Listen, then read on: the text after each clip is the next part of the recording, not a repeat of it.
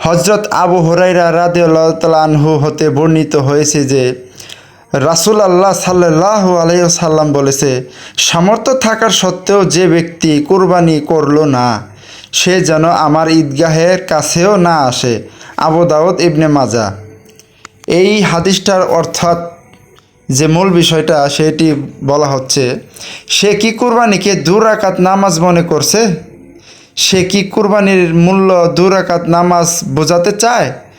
না, কুরবানি এত তুচ্ছ নয়। কুরবানি 2 রাকাত নামাজও নয় এবং পশু হত্যাও নয়।